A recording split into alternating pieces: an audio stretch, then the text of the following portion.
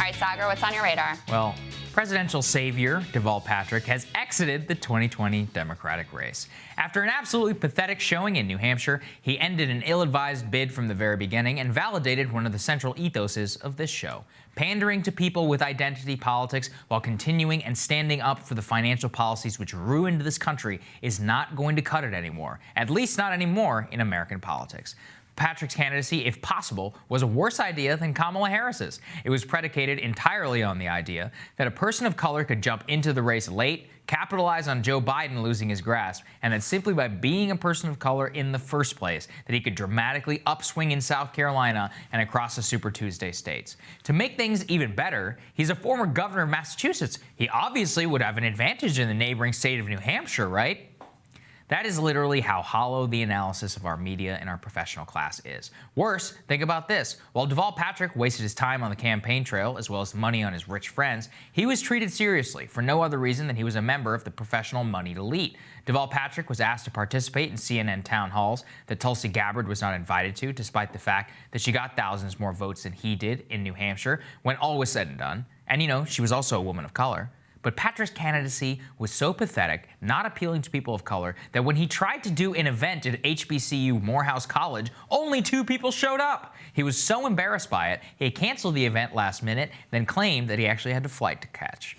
Above all, Patrick's candidacy reveals something about the media that they can't wrap their heads around, especially when it comes to race in the American electorate. First of all, people of colors and stripes are not one-dimensional.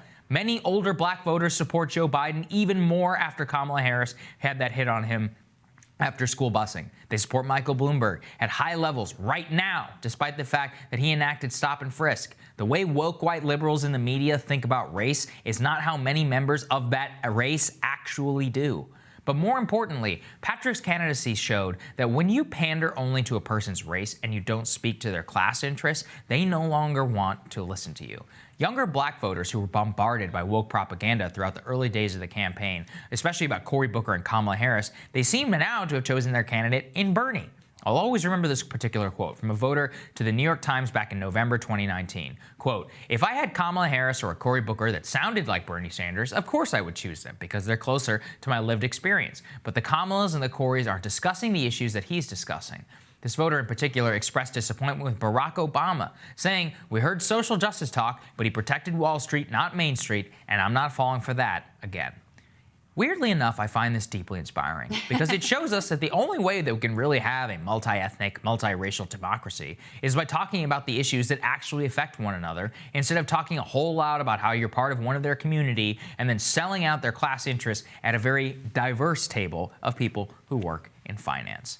That was always the thing about Deval Patrick. I mean, look, we always knew he was going to fall flat on his face. Yeah. But it is, it's very validating whenever it actually happens. And yeah, it's true. It's just like how CNN took him seriously, the New York Times took him seriously, and yet they didn't take Tulsi Gabbard seriously, Right. They didn't take Andrew Yang seriously. That town hall thing is so telling. The town hall thing is perfect because you're like, this guy who got no votes, fell flat on his face, can't even fill a room at HBCU Morehouse College, is being taken more seriously by our mainstream media than people like Andrew Yang and Tulsi Gabbard who have real movements and people behind them. It's the erasure of the actual people who support anybody who supports regular Americans in favor of how they think about race in this country. And that is what it reveals to me more than anything. Yeah, and remember, Deval got in the race at this moment when there was like this panic, this donor panic that was starting to get reported out in the New York Times and whatever about maybe Biden is not going to be very strong. And my God, we can't possibly have Bernie or Warren. They hated her too.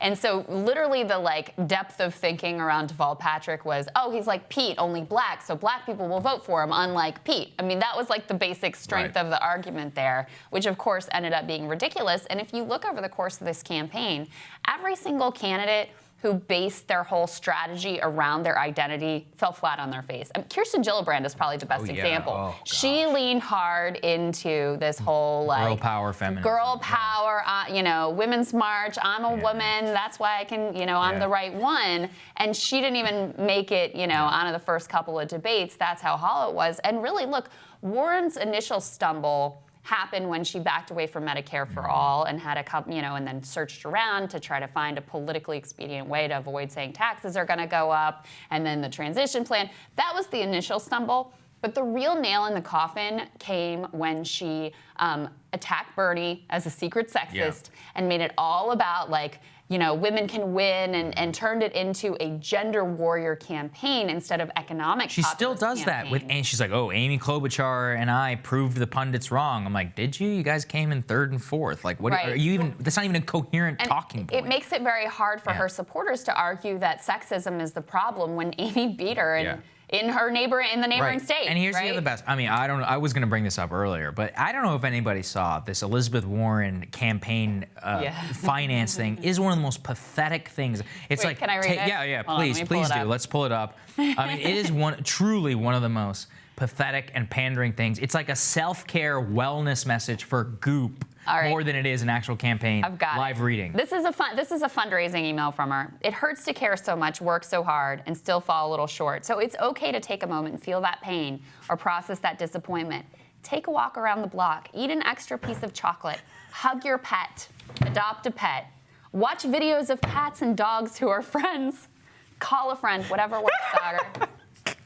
It's like that's a logical end of. It's like a vitamin commercial. Like, what is this nonsense? And that is a logical extension of wokeism, of this like self-care campaign. I mean, it's pathetic. It's pathetic. As a woman and a feminist, I find it sort of offensive. It is offensive. That's what would appeal to me. Yeah. You know what?